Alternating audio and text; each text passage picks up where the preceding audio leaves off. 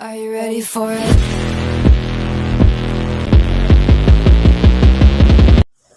Assalamualaikum warahmatullahi wabarakatuh. Perkenalkan, nama saya Anissa Ratna Dwi Suryani dengan NPM 101211039. Saya Anissa Juliani dengan NPM 10121046. Saya Suci Nadira Saputri dengan nomor NPM 10121045. Di sini kami akan menampilkan tentang video tugas ujian akhir semester mata kuliah Manajemen Sumber Daya Manusia. Selamat menyaksikan.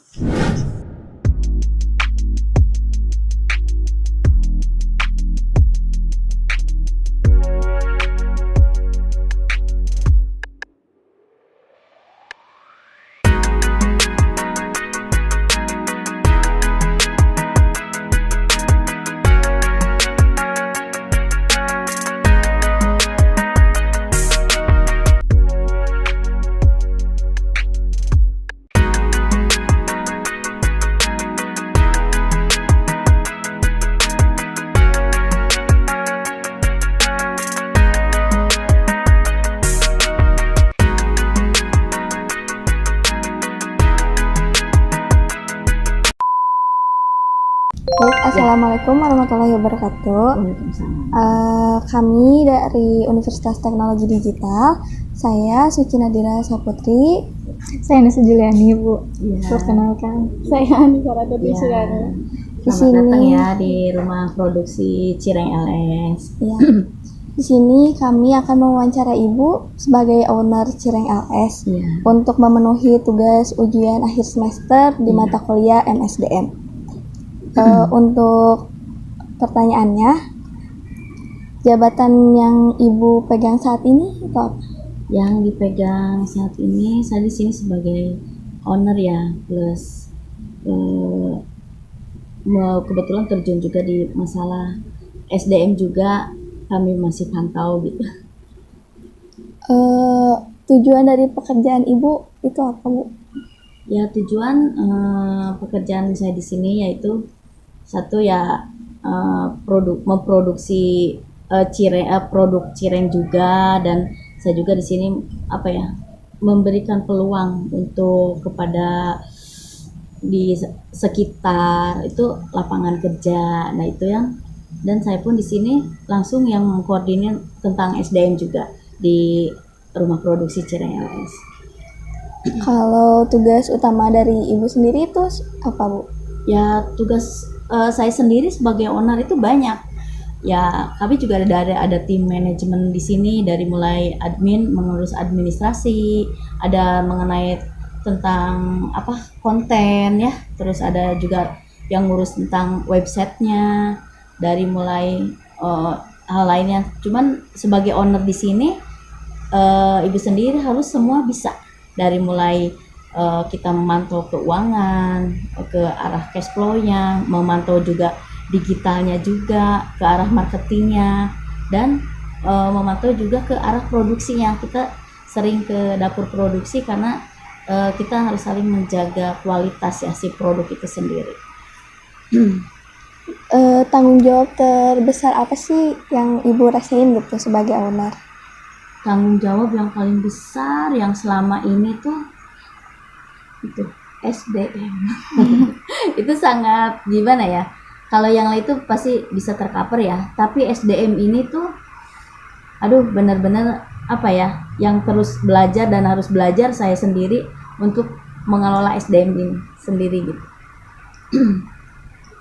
Terus Ibu memiliki karyawan yang berapa gitu di bawah naungan Ibu? Ya, sekarang tuh 15 orang di produksi, 6 orang di staff ya. Kalau boleh tahu ada divisi-divisi apa gitu di perusahaan ini? Ya, dari mulai manajer, divisi keuangan, divisi digital marketing, terus di area produksinya juga ada manajer area produksi juga ada. Terus terakhir mungkin Bu dari saya, Ya, wewenang apa aja yang Ibu miliki gitu? wewenang Ke karyawan atau ke perusahaan itu sendiri? Ya. Mungkin selama ini yang sering saya kasih belajar dari eh, pegawai itu tidak hanya belajar tentang produksi, yaitu kami belajar mulai dari attitude, etos kerja kita, kita sering ke pembekalan tentang rohaninya gitu. Kita beraneka ragam karena yang dibutuhkan di perusahaan ini adalah tentang kenyamanan ya, kenyamanan di bekerja.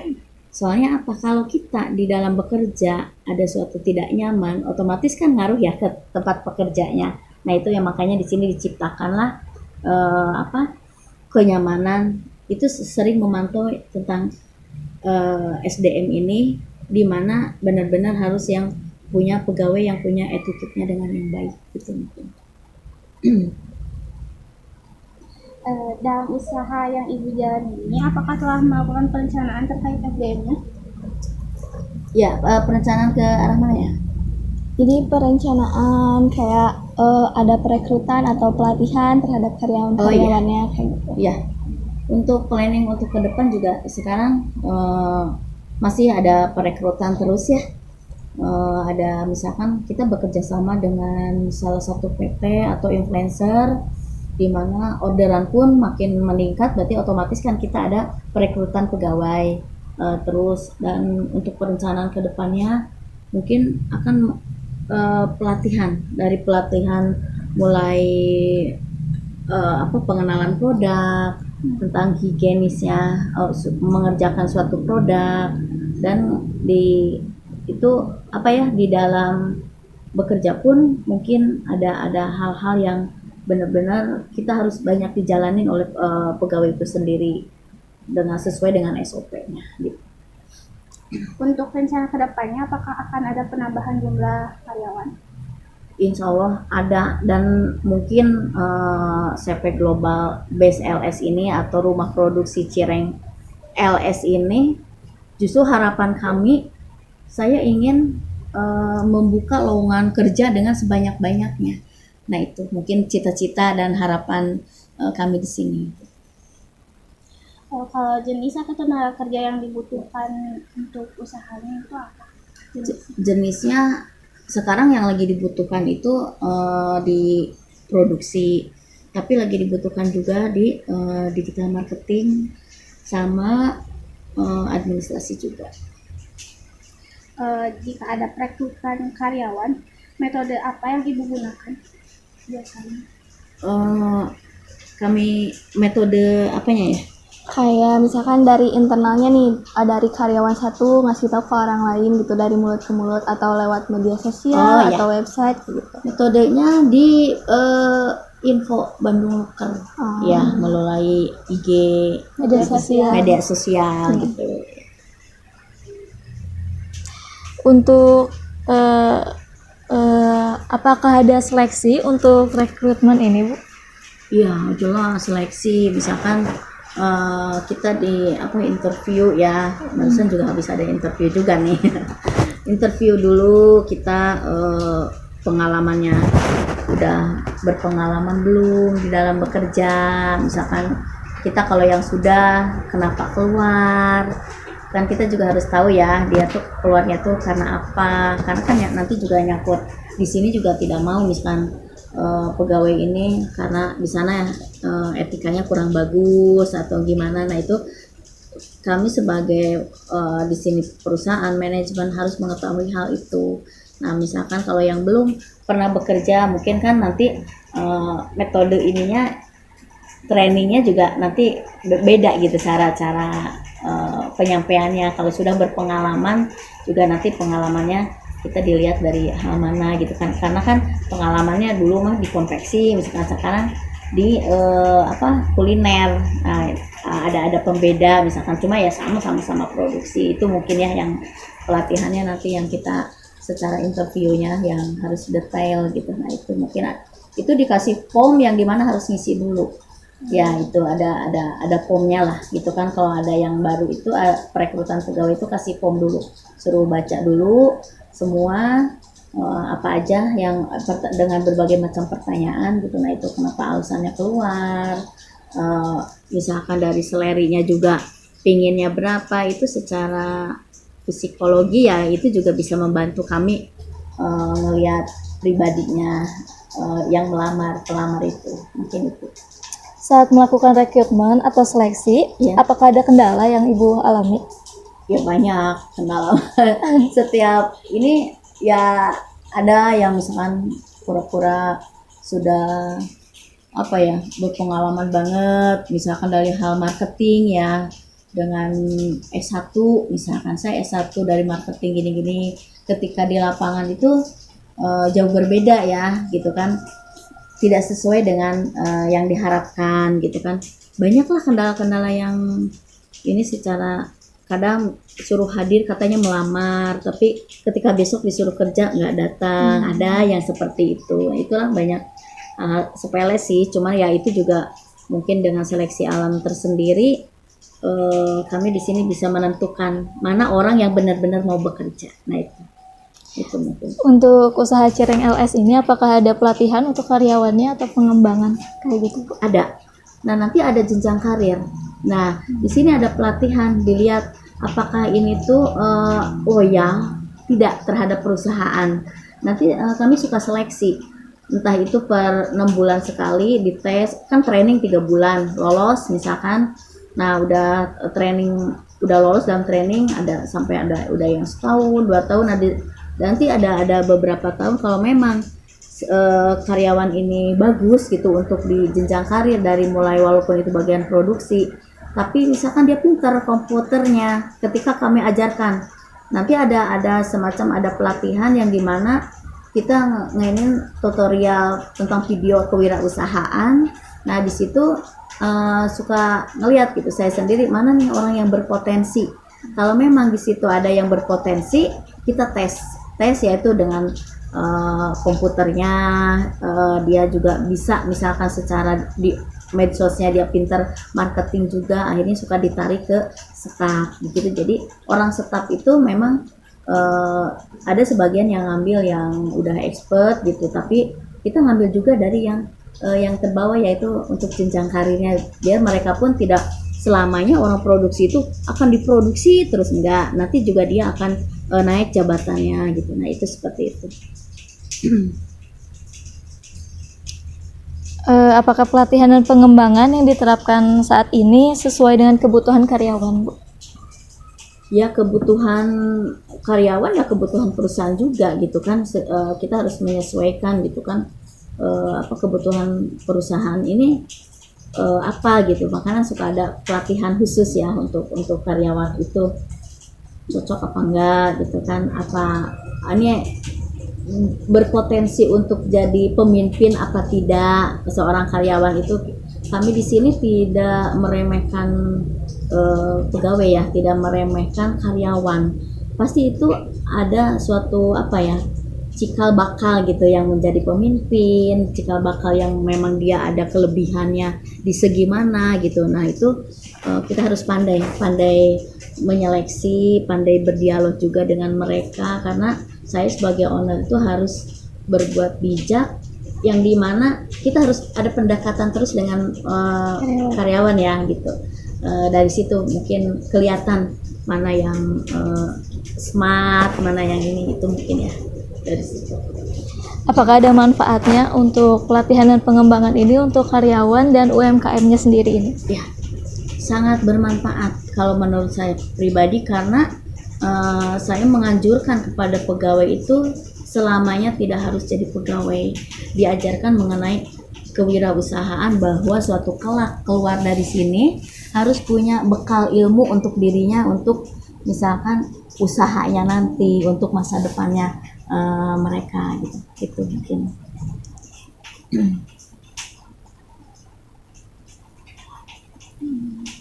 Apakah Cireng LS memakai strategi kompensasi untuk karyawannya? Kompensasi apa contohnya seperti? Kayak misalkan strategi kompensasi itu kayak misalkan ada gaji pokoknya, terus ada tunjangannya atau yang lainnya kayak gitu. Ada, jelas ada, karena misi dan visi di CP Global BCLS ini satu ya, mensejahterakan pegawai. Itu yang selalu saya cita-cita saya untuk membantu para pegawai untuk lebih tingkat perekonomian lebih apa ya, itu tuh nyaman lah gitu kan. Nah disinilah mungkin dari CP Global Base LS ini, dari mulai ada gaji pokok, ada uang makan, ada uang harian, dan mungkin di sini juga ditanamkan di mana untuk mencapai misi dan visi ini mensejahterakan kami sendiri, apa ya, ibaratnya dari hal rohaninya itu kami selalu memberikan tunjangan seperti setiap seminggu kali dikasih beras. Nah itu hal-hal seperti itu ya, karena mungkin yang bekerja di sini di belakangnya ada keluarganya yang memang dia sebagai tulang punggung di dalam keluarganya. Itu mungkin yang dilakukan CP Global Base LS. Apa ada hambatan untuk penerapan strategi kompensasinya? Ada hambatan di mana mungkin kami di sini juga sesuai sistem penggajian itu ada yang seperti otodidak ya, yang dimana dilakukan seperti ini, misalkan pembagian bonus tidak efektif misalkan, itu kendalanya karena kita tidak mencapai target tapi bonus tetap berjalan, akhirnya kita rombak lagi. Kendala-kendala hal itu kami dipergunakan sesuai dengan apa ya, kejadian demi kejadian gitu. Nah ini seleri pun misalkan gimana caranya ya biar mereka kalau yang sering izin dia tetap misalkan kami sebagai perusahaan tidak merugi juga, berarti kan pemotongannya itu dari uang harian dari uang hariannya kami potong. Nah itu seperti itu sesuai dengan dia masuk, kalau dia izin berarti kami potong uang hariannya gitu, dan uang makannya pun ya dipotong juga karena kan nggak hadir gitu. Nah itu mungkin banyaklah kendala yang sebegitu karena ya nyangkut SDM ini emang susah ya.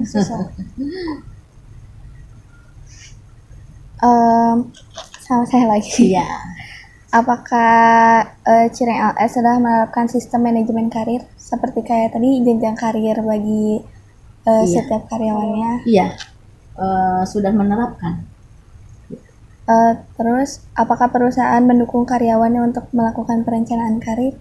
Kayak dikasih tahu tahapan jenjang karirnya gitu? Iya, dikasih tahu, melaksanakan banget karena dengan sering setiap hari Senin ada pelatihan seperti itu, mereka tuh biar tahu gitu gimana nih, tidak hanya sebagai orang produksi gitu saya harus begini. Jadi kan mereka tuh apa ya, mengejar karirnya dia tuh seperti apa gitu. Itu perusahaan memberikan seperti itu ya.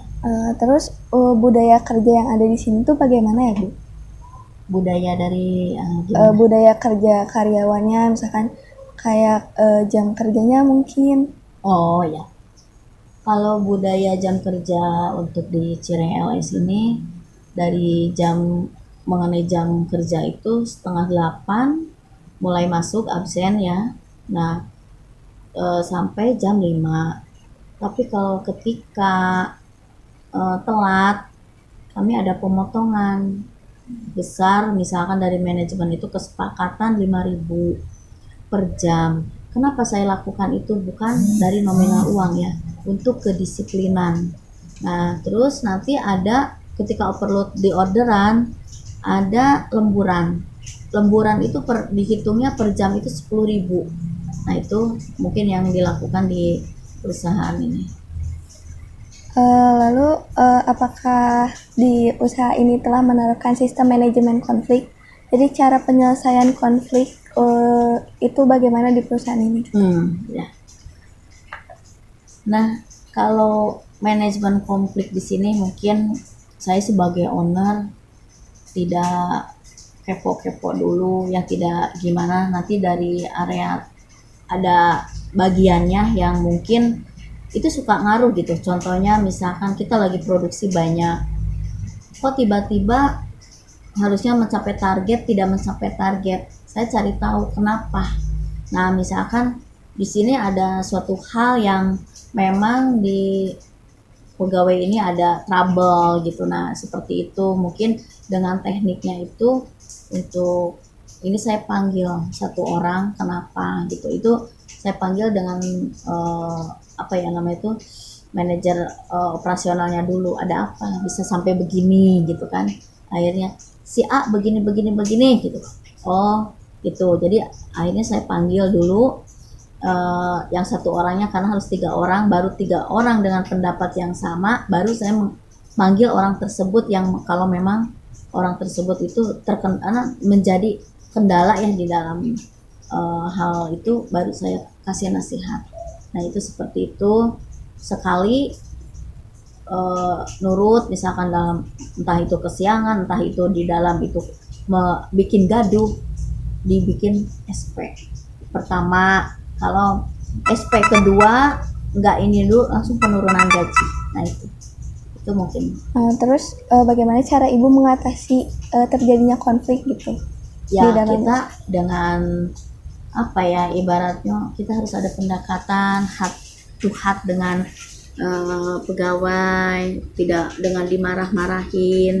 Kita sampai dia curhat dari hati ke hati apa sih ada masalah, tetap saya gandeng dengan menjadi apa ya owner yang bijaksana ya, pemimpin yang bijaksana sampai menemukan solusinya orang tersebut. Karena saya juga kan harus sebagai owner itu harus benar-benar nolongin ketika dia ada konflik ataupun apa dalam hal segi apapun, memang harus sampai keluar ada solusinya gitu. Seperti itu kita saling apa ya menjaga kerahasiaan gitu. Untuk Cireng LS ini apakah telah tergabung dalam sebuah organisasi atau lembaga tertentu? Organisasi gimana sih? Kayak misalkan tergabung dalam UMKM provinsi kayak gitu, terus dalam organisasi wirausaha lain. Iya betul. Ya malah dengan membesarnya Cireng LS ini saya sebagai owner tidak hanya ini, karena kita harus saling menjaga silaturahim ya, yaitu dengan adanya kita ke dinas, dari dinas-dinas yang terkait, Disperindag, entah itu kita malah bahkan sudah menjadi kementerian ya. Jadi apa itu sangat-sangat harus bersinergi gitu. Nah itu mungkin. Untuk usaha ini apakah terdapat kerjasama dengan pihak lain? Iya, harus kerjasama, kolaborasi itu orang usaha itu wajib ya gitu kan, karena untuk pengembangan itu dari kolaborasi. Misalkan kita kolaborasi dengan PT tersebut, misalkan apa ya kolaborasinya saling bersinergi dengan misalkan dari influencer order dia sebagai distributor juga adalah salah satu artis misalkan apa gitu. Nah akhirnya kerjasama lah dengan brandnya kita dikolaborasikan, dengan artis ini juga dikolaborasikan juga. Nah itu seperti itu ya. Jika ada perselisihan Bu antara pemilik dan karyawan, antisipasi apa yang Ibu lakukan? Maksudnya gimana?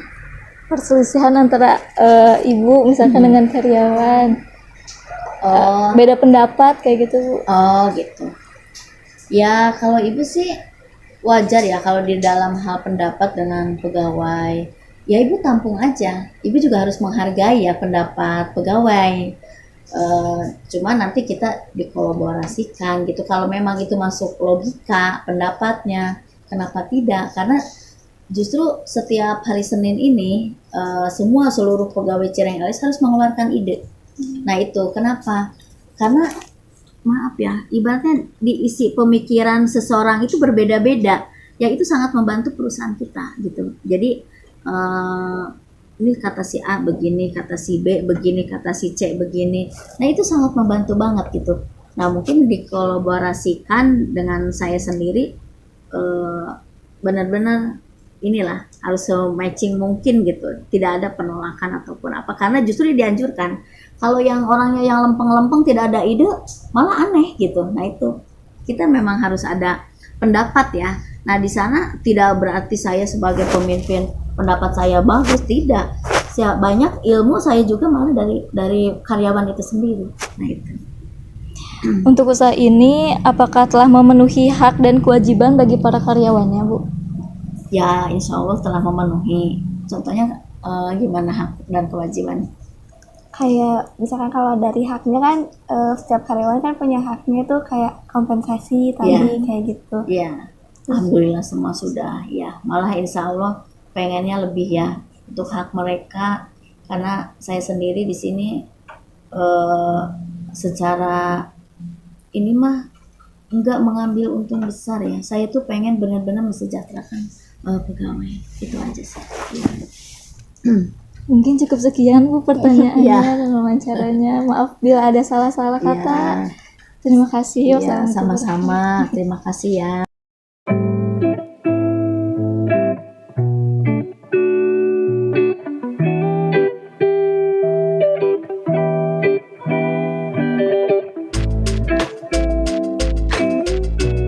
Di sini kami akan menjelaskan dan mempresentasikan produk dari manajemen sumber daya manusia yang kita buat untuk UMKM Cireng LS ini.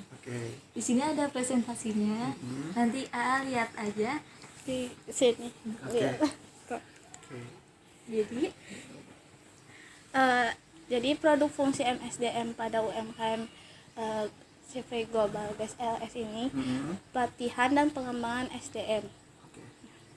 Pada UMKM ini dibutuhkan pelatihan dan pengembangan SDM berupa pelatihan soft skill untuk meningkatkan kemampuan kinerja karyawan yang dimiliki. Pelatihan di sini yaitu suatu proses pendidikan jangka pendek dengan prosedur yang sistematis dan terorganisir, di mana personil non-manajerial mempelajari kemampuan dan pengetahuan teknis untuk mencapai tujuan. Jika pelatihan dan pengembangan tidak dilaksanakan pada UMKM tersebut, maka akan menimbulkan terjadinya kesalahan, standar kinerja tidak dapat tercapai, pola pikir SDM yang sempit, kesinambungan organisasi tidak dapat dipertahankan, rasa kepedulian yang rendah, dan tidak mampu bersaing. Ada juga tujuan dari pelatihan itu sendiri. Yang pertama yaitu untuk meningkatkan produktivitas, mengurangi kecelakaan kerja, mengurangi pengawasan, meningkatkan stabilitas dan fleksibilitas organisasi, dan mempertinggi moral. Pelatihan diperlukan untuk mengikuti perkembangan teknologi. Dengan adanya perkembangan teknologi, maka sangat memerlukan program pelatihan ulang secara terus-menerus. Lalu untuk permulaan melakukan sebuah proses pelatihan, pertama yaitu dengan menentukan kebutuhan pelatihan dan pengembangan, yaitu penilaian kebutuhan yang komprehensif, lalu menetapkan tujuan yang bersifat umum dan spesifik. Selanjutnya yaitu pemilihan metode, media, dan prinsip-prinsip pembelajaran, lalu mengimplementasikan program pelatihan kepada karyawan-karyawan, dan yang terakhir evaluasi program pelatihan. Untuk pelatihan dapat dilaksanakan pada waktu pratugas, dalam tugas, dan pasca tugas. Jika UMKM ini akan melaksanakan pelatihan, dapat menggunakan dua metode pelatihan, yaitu vestibul, yaitu suatu metode pelatihan yang dilaksanakan dalam suatu ruangan terpisah yang khusus untuk kegiatan pelatihan itu sendiri. Nah, lalu ada juga off the job training, yaitu pelatihan yang berupa pemberian materi-materi tertentu untuk diberikan kepada karyawan yang dilakukan di luar tempat kerja. Misalnya webinar dan kursus online.